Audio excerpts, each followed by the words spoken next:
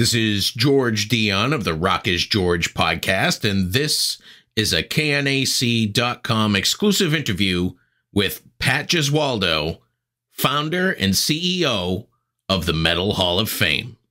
All right, today we're talking about the 6th annual Metal Hall of Fame, but before we go there, why don't we go to kind of the beginning on what prompted the creation of the Metal Hall of Fame? Sure. Thank you so much. Great honor to be with you and all the guests. So basically how we did this was I was watching the Rock and Roll Hall of Fame induction several years ago, and Deep Purple had gotten inducted finally, right? So I'm very friendly with the guys in the band, and John Lord, the keyboard player's widow, was there to accept on his behalf. And the camera kind of panned to the audience, and everybody was like half asleep with their head on their wrist. And it really aggravated me because, I just thought it was so disrespectful. And then a couple segments later, I think Eazy-E got inducted and the place went crazy. And I was like, this just isn't right. This isn't right for hard rock and metal. So I thought to myself right then and there, somebody has to do something about this. And I thought, you know what, I'm going to do something about it. And I'm going to call it the Metal Hall of Fame.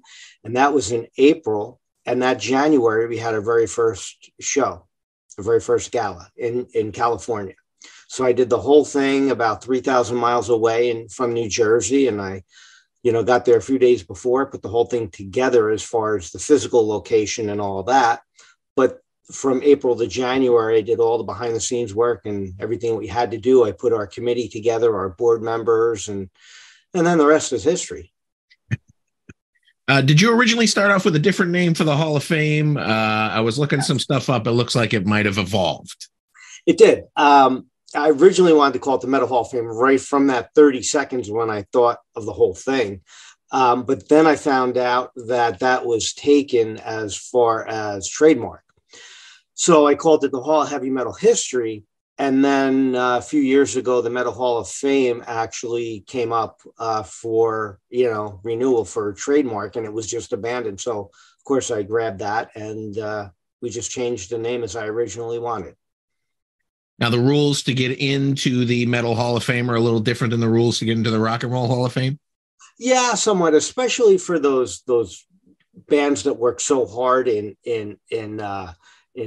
not so much death metal, but of course that's a very important genre, hard rock and metal, because some of the audiences are a little bit different. But we basically you have to be in the industry 20 years, a certain amount of albums sold or CDs sold, of course, your perception on the industry, and if you're a good person, because that always helps, right? We don't want any bad people, that's for sure.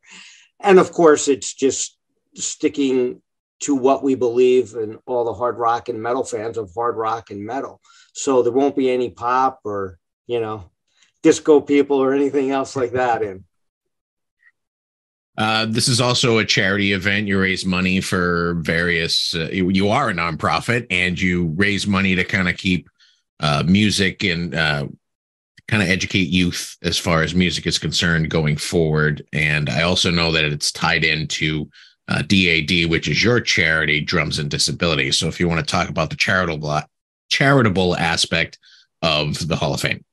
Sure. Thank you so much. Yeah, the Metal Hall of Fame is definitely a charity that is tied to drums and disabilities.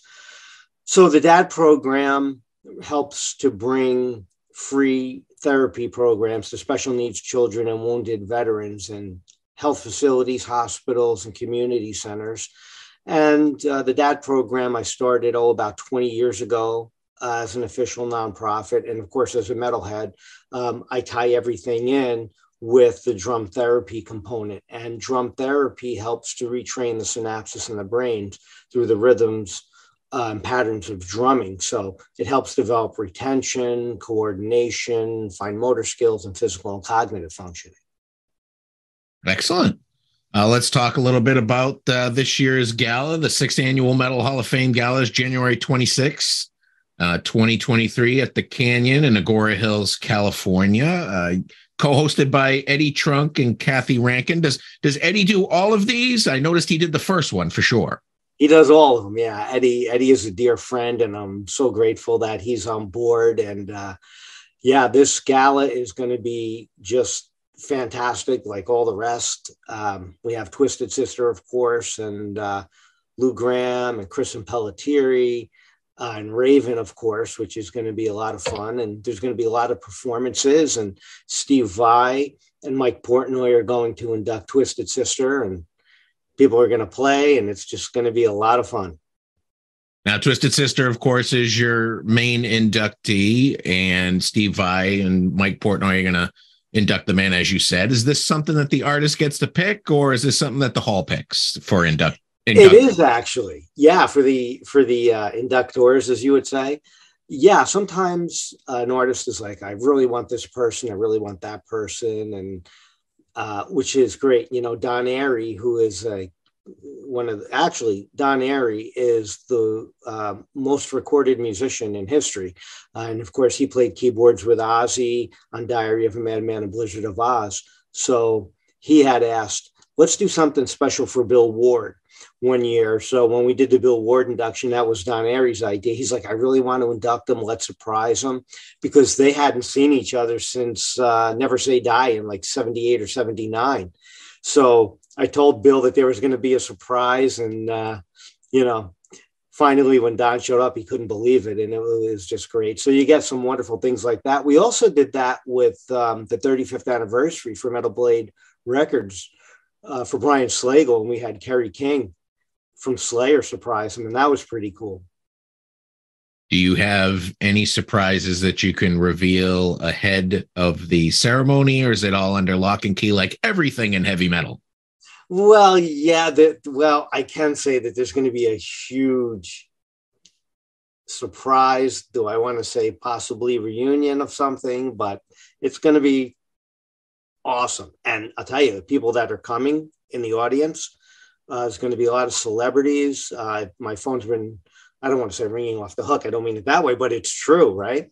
So we have some of the politicians, local politicians, which is great. Politics are always out of it, but they're all metalheads, which is really cool. So they're just coming for a good time. Some celebrities, a lot of rock stars, some well-known actresses and actors. So yeah, it's going to be January 26th at Agoura Hills at the Canyon Club, and we're really looking forward to it. Do you have any inductors that you could announce for Raven and LOU GRAMM and Chris Impellitteri, or do those kind of involve a surprise? Yeah, those are also surprises as well, and it's exciting, because sometimes even the artists have no idea. So that's what makes it even more fun and more special, especially for the audience when they see the real-time reaction from the artist. It's like somebody they never thought, like Bill Ward with Don Airey was just amazing. And, there's some great things that we've done at the gala, a lot of firsts. We were able to get Lee Kerslake his platinum albums for Diary of a Madman and Blizzard of Oz from Sharon and Ozzy Osbourne for so long, for 39 years. Let's just say it was very contentious with lawsuits going back and forth. And so when I found out some years ago that Lee announced on the Metal Voice that, he only had 7 months to live, but his dying wish was to get his platinum albums, I knew I had to do something to help him. So I kind of did some behind the scenes things and try to put that in motion. And Sharon and Ozzy were gracious enough to call me to find out what, I wanted to do. And, we had some go arounds, the three of us, and it was just wonderful. And they finally agreed to send me the platinum albums for Lee for Diary of a Madman and Blizzard of Oz. And then we brought them to the gala and really surprised Lee with those. And it was just amazing. It really was. Now, when you induct some solo artists like Chris Impellitteri, do you also induct the singers that he's worked along with? Yeah, singers. And in Chris's case, Chris is always adamant about that. Impellitteri is actually a band, but it's just his name.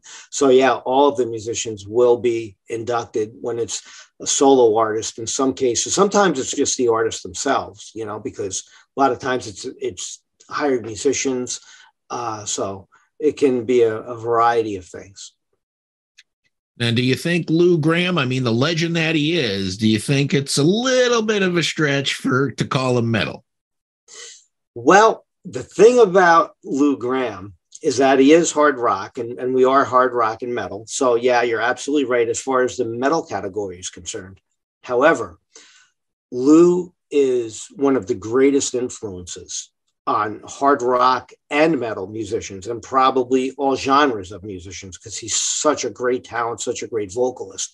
So he has inspired so many people that this induction is like an inspiration award, right? Because he has inducted so many people. And that also gives us the opportunity to induct people who have played such an important role as an inspiration to those hard rock and metal fans, and the bands and artists that we love so much.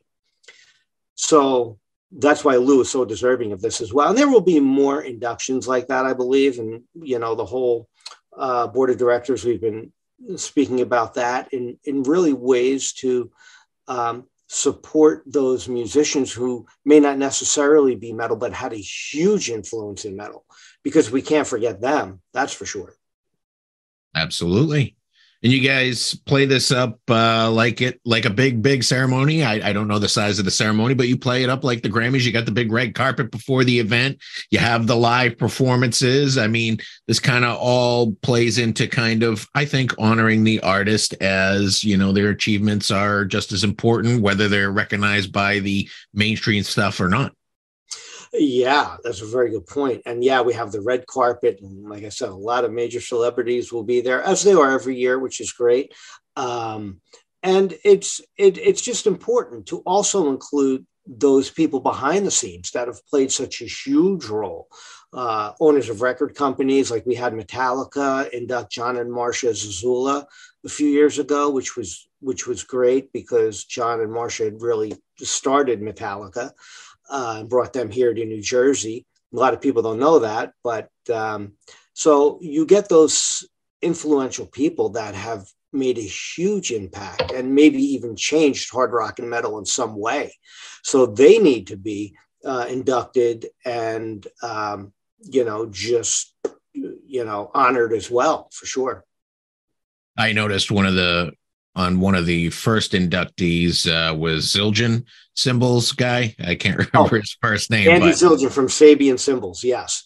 And again, those, it's amazing as a drummer, right? I've worked with a lot of major artists and bands, and of course we did the All-Star Jam. I played with Steve Vai and Jeff Tate and Joe Satriani and Chris Poland and Bjorn Anglin, and we did a version of Paranoid a few years ago, and that was probably the most iconic All-Star Jam of all time. Not because I'm in it; it's just mind blowing. And I'm an artist for Zildjian and a couple other drum company industry drum companies and cymbal companies, things like that. So we honored them as well, because if you think about it, that is the base of music, right? Of the actual performance side of the instruments. And to have, somebody like an Andy Zildjian, who's great, grandfather started the cymbal line. So that has to be included, just like guitars and some other instruments. So they're a very crucial part of the industry as well. Is there a place that people can watch the ceremony as it airs live, or is it something that's pre-recorded and then made available at another time? Yeah, this will be recorded live, but then aired, which will be at some point in the future, probably in a couple months. That'll be on Tubi, that'll be on Roku as well. So we're going to be releasing the Gala, that is, I think, in a couple months, yes. Now, I noticed that the Gala isn't the only place that you induct artists. I've seen that you've done remote inductions at, you did Judas Priest at Wacken Open Air, you did Anthrax at Heavy Montreal. So this induction isn't specific necessarily to one event. It's kind of throughout the year. Is that correct? Yeah. And, I just find it so important to bring what we do to the fans, because this is all about the fans. It's also, all about those hard rock and metal bands that have carried the flag for us for so long, right? And are so underappreciated. I'm not only going to say by award shows, but just, even the general public, right? So we need to do something to make hard rock and heavy metal prevalent, and just in a different way that everybody can be aware about and honor them.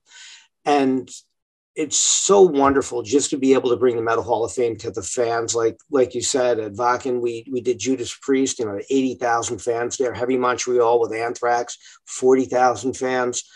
And so I find that very, very important to do the outreach. We're also going to be doing a couple other bands coming up in the spring here on the East Coast. But then I'm very grateful that many of the hard rock and metal festivals ask us to partake in the festivities and their events that they do, and actually do Metal Hall of Fame inductions live for the fans.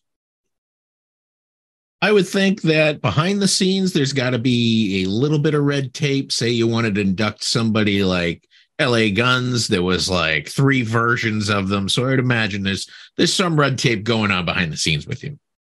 Oh man, there is a lot of that. And I think as a musician for, 30 years, I understand that, being involved in the industry, and I can see that firsthand as a musician. But then when you look at something that the fans don't necessarily get a chance to see, a lot of the behind the scenes things, and that also goes to a lot of questions that I get all the time about, well, how come this one isn't inducted or that one? And, a lot of times it's because of the management. A lot of times it's just scheduling, where we've tried for, like with Dee and I have been talking about inducting Twisted Sister for 4 years now, but we just weren't able to get the schedule together. We finally were this year, thankfully. And, it's just hard sometimes. And then sometimes there's just other musicians that I won't name, but extremely, legendary musicians that just don't want any part of award shows. And I guess I have to respect that, Going beyond the award gala, you have a CD, DVD box set in the works. You released a couple singles in which you appear playing drums with some rock legends such as Bob Daisley and Tony McAlpine and Mike Torelli of Holy Mother. I noticed the singles came out in October. It said the release was supposed to come out in November, but I imagine that there's been some delays. Yeah, with the pandemic, it's just been very, very difficult. So this is going to be actually a box set from Deco Entertainment and Warner Music Group.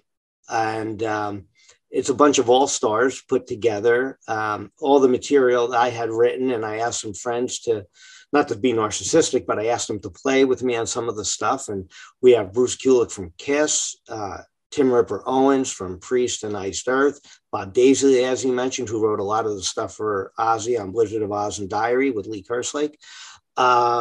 We have Mike Orlando from Adrenaline Mob, Derek Sherinian from Dream Theater. I'm just so grateful to be able to have so many wonderful artists on this. And that is going to be a box set, which is going to include 7 original 5x7 pieces of artwork, which is really cool, with our iconic skull logo in different forms. And it's going to include a Metal Hall of Fame keychain and a shirt as well. And then it's also going to have a DVD overview as part of it. So it's going to be a CD DVD, and that's going to capture most of the galas that we've had over the years as a highlight as well. And that's going to include, we had Paul Stanley and Doc McGee.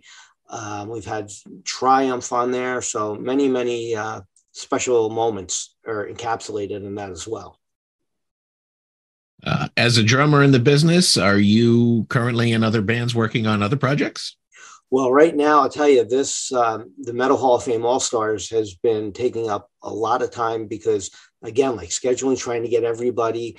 Bruce, for example, Bruce Kulick was doing the Kiss Cruise, so we had to wait for him to come back to do his tracks. And Rudy Sarzo is out doing some things. So I'm really focused on this right now. And then we're going to see where this is going to go, maybe in a live format with the Metal Hall of Fame All-Stars as well, which would be really cool. Absolutely.